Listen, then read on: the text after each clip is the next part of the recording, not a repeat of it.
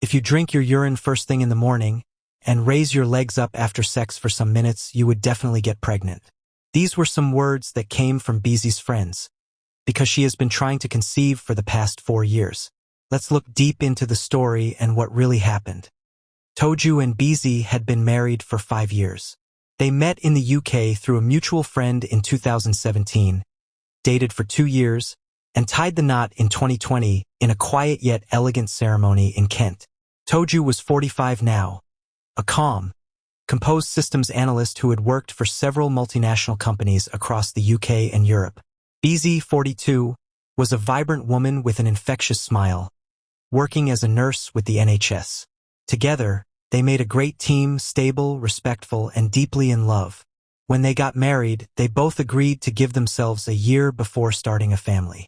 The world had just come out of the chaos of COVID-19, and they wanted to breathe, travel, and build a stronger financial foundation. The first year was peaceful and exciting.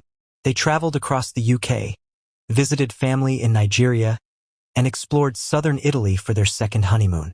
In 2021, they began trying for a baby. First, it was exciting. Ovulation tracking, intimate dinners followed by hopeful nights, laughter about who the baby would look like, and joint Pinterest boards filled with nursery ideas. But months passed. Beezy's period continued to show up like a stubborn tenant. Every time she saw that tiny stain on her underwear, her heart sank. By the 9th month of trying, she was already feeling anxious. Toju, always the calm one, told her not to worry. These things take time, Beezy. Our bodies are not 25 anymore, but we're still good. 2022 was a year of hospital visits. They went from the NHS to private fertility clinics across London, Guy's Hospital, Harley Street, and even traveled to Manchester for a second opinion. Beezy underwent endless blood tests, hormone profiling, scans, and ultrasounds. The results came in. She had diminished ovarian reserve. Her AMH was low for her age, and her egg quality was in decline. Toju's semen analysis showed slightly reduced motility. Not bad, but not perfect. Beezy started withdrawing into herself. She stopped attending family gatherings, began to ignore baby shower invitations, and found it hard to even watch TV adverts with smiling babies. Toju was hurting too, but held it together for both of them. He prayed silently at night, cried once in the bathroom without letting Beezy see him, and always told her, "God will do it, just hold on." By the 3rd year of trying to conceive, Beezy was emotionally exhausted. She was 40 then, and though she kept a calm and dignified appearance on the outside, the storm inside her raged daily. Every negative pregnancy test felt like a slap. Every baby photo on Instagram was a silent reminder of what she didn't have. And in that vulnerable space, voices started to grow louder. Friends, aunties, co-workers, church sisters. Everyone had something to say, and everyone had a remedy. It started with Saad, a longtime friend from nursing school who had moved back to Nigeria. One evening, during a video call, Saad said in a low, confidential tone, "Beezy, I know you're in the UK, but this Oyibo medicine is not the only way. You people forget our roots. I'll send you one agbo, pure herbs. My cousin tried it and got pregnant in 2 months." Within a week, a mysterious-looking package arrived in London through someone traveling from Lagos. Inside was a plastic bottle filled with a dark brown liquid that smelled like a combination of burnt wood, garlic, and something sour. There was also a sachet of dried leaves and a small note in Yoruba. The instructions: boil the leaves, add lime and a spoon of honey, and drink it every morning on an empty stomach. Then take 2 gulps of the bottled mixture at night. Beezy drank it once. She vomited for hours. Toju begged her, "Please don't put yourself through this again. We're not animals." But Beezy felt desperate. The pressure in her head was louder than his voice. "I don't want to look back and feel like I didn't try everything," she whispered. She took it for 2 more days before stopping completely. Her system revolted. Her skin broke out in rashes. Her stomach felt like it was on fire. That was the end of Agbo for her. Perhaps the most outrageous suggestion came from her former roommate from university, a woman nicknamed Coke, short for Coker, her surname. Coke was loud, opinionated, and had 6 children of her own. One day during a WhatsApp call, Coke said in a hushed but urgent tone, "BZ, you will think I'm mad, but I'm telling you the truth. You see, urine is very powerful. Early morning urine before brushing, just a small cup. Drink it for 7 days. It resets your womb. I know 2 people who tried it and got twins." BZ stared at her. "You want me to drink my own urine?" "Yes," Coke said calmly. "First thing in the morning. Don't brush, don't rinse, just straight. It's your own body. How bad can it be?" BZ ended the call early and sat in stunned silence. She couldn't bring herself to even consider it. But the fact that someone she knew and loved was saying it seriously made her feel even more confused about the journey she was on. Was she being too cautious? Too scientific? Too Western? That night, she told Toju what Coke said. He choked on his water from laughter. "Urine, BZ? Our own urine? Baby, please. Let's not do this." She never tried it, but it haunted her for days. Another friend, Igioma, swore by an old trick passed down by her grandmother. "After you and Toju finish making love," she said one afternoon over tea, "don't stand up immediately. Lie down, raise your legs against the wall, and stay like that for at least 30 minutes. Let gravity help the sperm find the egg." BZ blinked. "Raise my legs."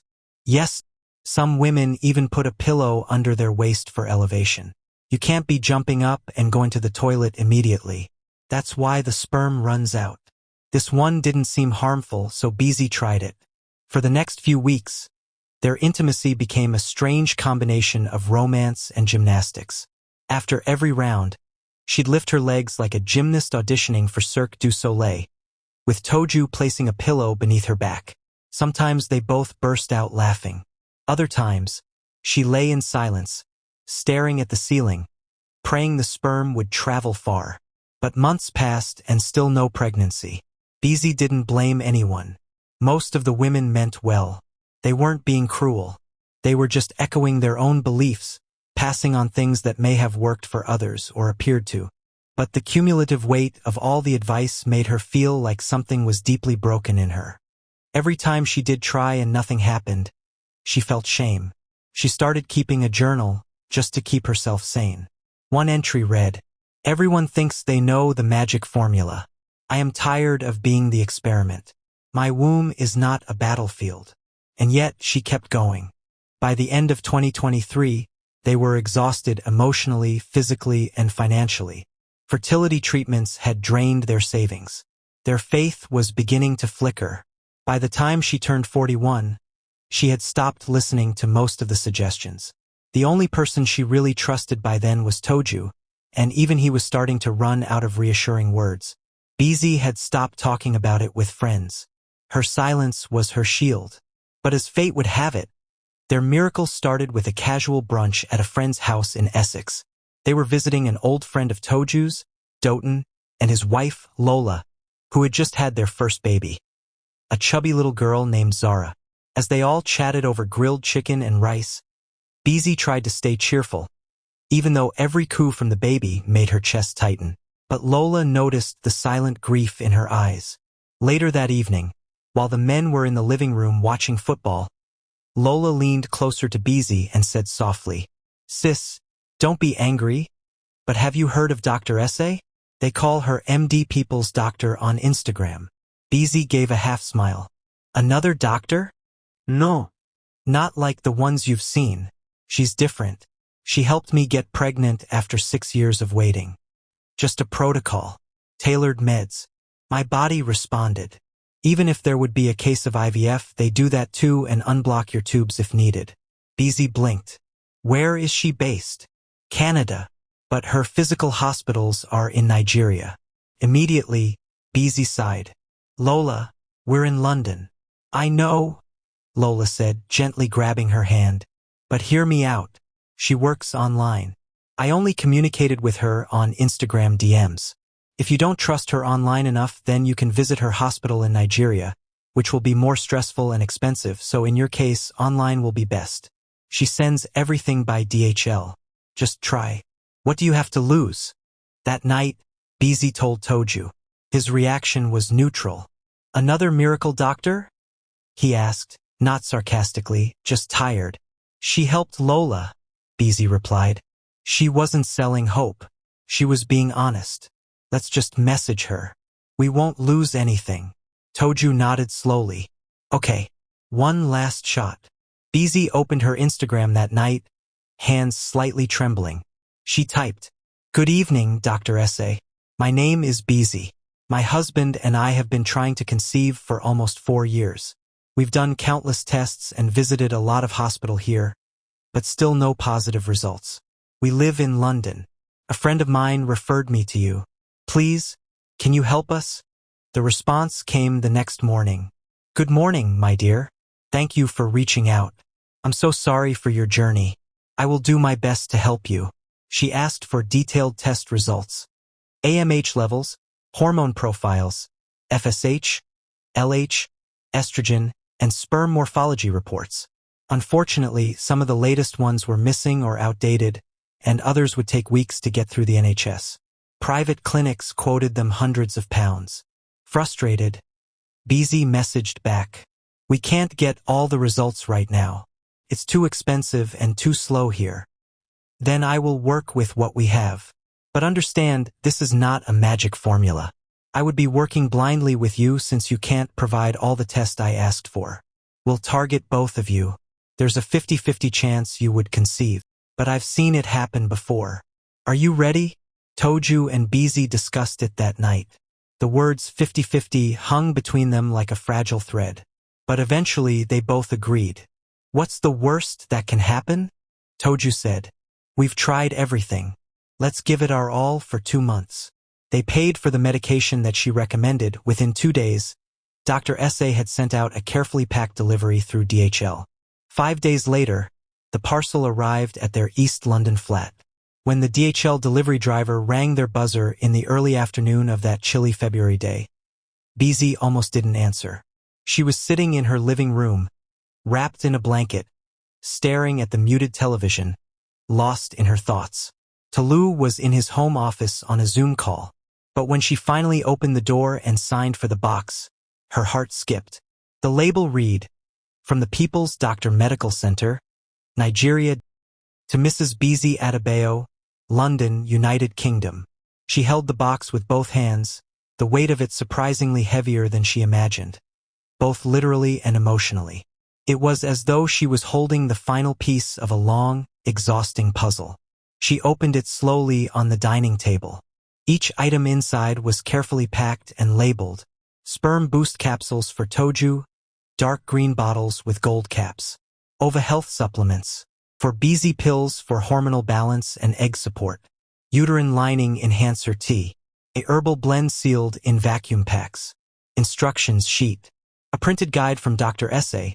detailing a strict 60-day protocol, dosage by time, food restrictions, hydration, physical activity, and even emotional focus. There was a hand-signed note at the bottom. "Work with me. Obey every step.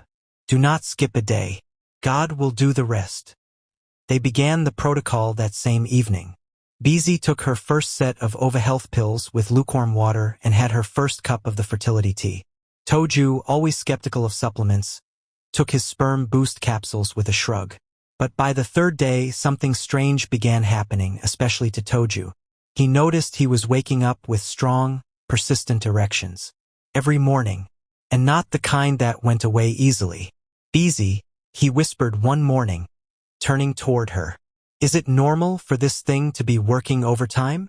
She giggled, partly in amusement, partly in disbelief. "Are you sure it's not just your imagination?" But it wasn't. By the 5th day, Toju's libido was off the charts. He was initiating intimacy every evening like a teenager in his first year of university. His energy increased, his moods lifted, and he was even singing in the shower. Something Beezy hadn't seen him do in 2 years. Beezy herself began noticing changes by the end of the first week. Her bloating reduced, her breast tenderness became more rhythmic, and her cervical mucus, something she had studied religiously for years, became clearer and more egg-white in texture during ovulation, something that hadn't happened in months. "I actually feel different," she told Toju one night as they lay side by side. Like my body is awake. Mine too, he said with a smirk. I'm telling you that sperm boost is the real deal. The first month, disappointment returns. They followed every instruction from Dr. S.A. to the letter. No alcohol, no skipping doses, no unnecessary stress. They even prayed together every night before bed, holding hands and speaking quietly over Beezy's belly. Ovulation came and they timed intimacy as instructed. But on day 28, Beezy started feeling cramps. By day 30, she saw blood. Her heart dropped. She locked herself in the bathroom and sat on the toilet seat, the used pad in her hand. Her period had come. The same familiar ache. The same disappointment. Toju found her 20 minutes later, eyes red. It's the same story, she said softly. Another doctor. Another round of hope. Another letdown. Baby, he began. She cut him off. What was I thinking? That this time would be different? That some herbs and pills from Nigeria would succeed where UK hospitals failed? Toju knelt in front of her and pulled her into his arms. We said we'd give it 2 months. Let's just finish the protocol. 1 more month. Let's keep the faith. She didn't respond, but she didn't stop either. Beezy had learned not to get her hopes up. By the end of the 2nd month on Dr. S.A.'s protocol, she had stopped obsessing over her cycle dates. She wasn't doing what she used to, marking her ovulation on calendars, timing intimacy, or analyzing the slightest twinge in her abdomen. After the disappointment of her period the month before, she had hardened her heart just enough to protect herself from another heartbreak. But by day 30, something felt off. Her body felt warm inside. Not feverish, but like a slow, gentle heat was building in her lower belly. Her breasts were fuller, tender, but she refused to overthink it. Hormones, she told herself. This is how it always starts before my period. By day 32, she realized she hadn't seen even a trace of blood. Still, she said nothing to Toju. She didn't want to bring hope into the house only to drag it back out again. She quietly bought a pack of pregnancy test strips from the pharmacy near their flat and left them on the bathroom counter for 2 days. Day 35, 5:27 a.m. She woke up before her alarm. Something stirred in her spirit.